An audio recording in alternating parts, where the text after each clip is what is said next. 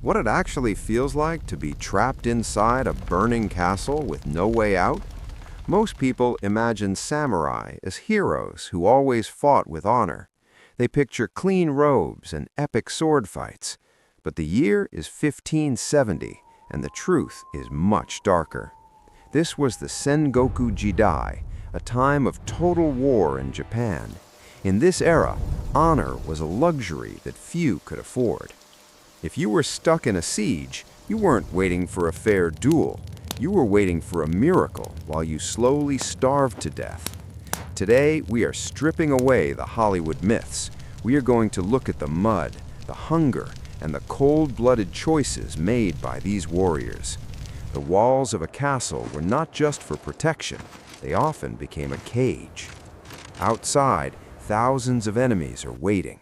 They have blocked every road. They have cut off your water. They are waiting for you to get desperate enough to do the unthinkable. By the end of this video, you will see why the legendary samurai code was often broken just to survive another day. A siege did not start with a grand battle. It started with silence. Imagine waking up to find a sea of white flags surrounding your home. The enemy did not want to climb your walls yet. That was too dangerous. Instead, they wanted to turn the land around you into a desert. They moved into the nearby villages first. They stole all the grain from the farmers. They burned the local huts to the ground. This was not a mistake. It was a strategy. By burning the crops, they ensured you had no way to get more food. The goal was simple. They wanted to lock you inside your own house and throw away the key. The attackers used thousands of peasants, called ashigaru, to build walls around your walls. They dug deep trenches. They built wooden fences with sharp spikes. This was called circumvallation. It was like building a prison around a castle. You could look out from your high tower and see the enemy cooking dinner. You could smell their fresh rice, but you could not reach it. You were trapped with thousands of other people. Every mouth was another person eating your limited supplies. In these early days, the honor of the samurai started to fade. The leaders had to make a choice. Who gets to eat? Usually, the poor farmers who fled to the castle for safety were the first to suffer. It was a cold calculation of life and death. In the movies, samurai meet on an open field. They shout their names and fight a fair duel. In a real siege, that almost never happened. The goal was not to be fair. The goal was to win at any cost. Most of the killing didn't even happen with swords. The most important weapon in 1570 was the matchlock musket. These were loud, heavy guns that changed everything. A peasant with 2 weeks of training could shoot a master samurai from a distance. There is no honor in a bullet you never see coming. The tactics were even darker than the weapons. Attackers would often find the castle's water source and poison it. They would throw rotting animals into the wells to spread disease.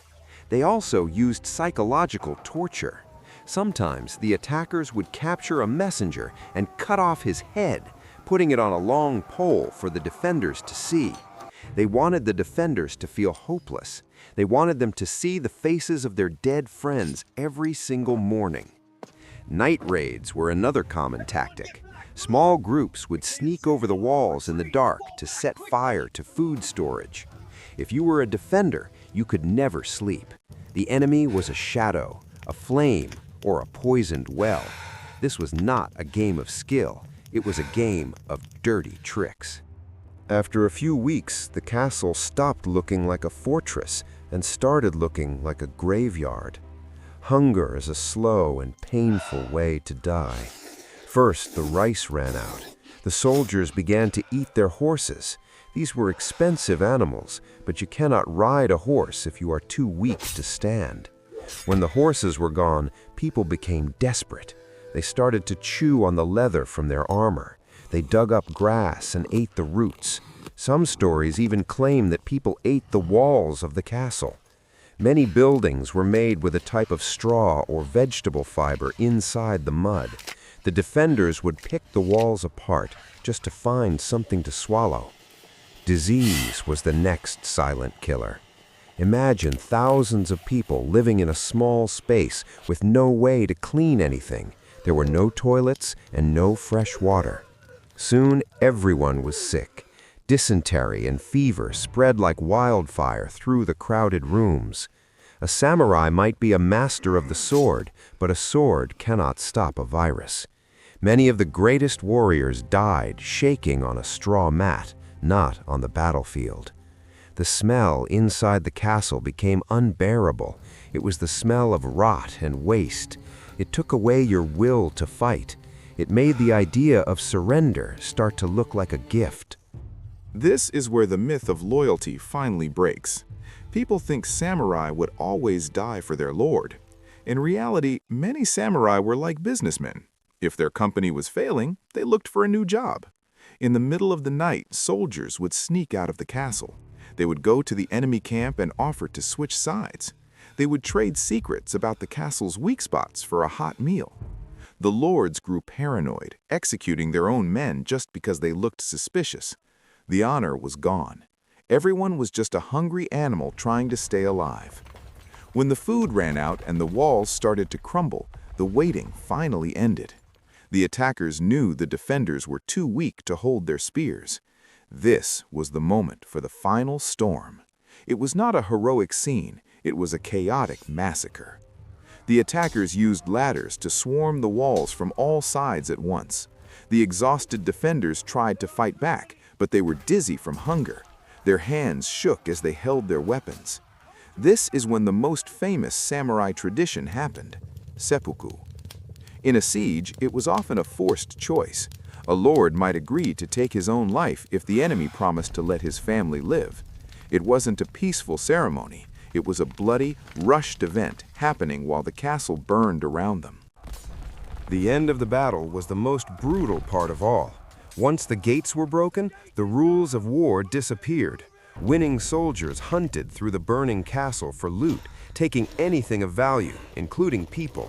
Thousands of women and children were captured, seen only as the spoils of war to be sold or used as forced labor.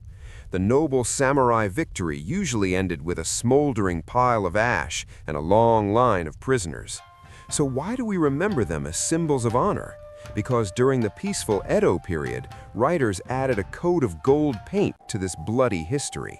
But the reality was survival, mud, and hunger. Now for the secret I promised, the Ghost Gate tactic.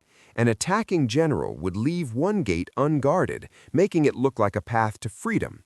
Starving defenders would run for it, only to be led into a hidden kill zone.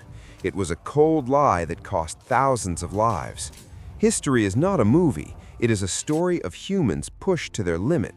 If you were trapped, would you stay for honor or risk everything to escape? Let me know in the comments.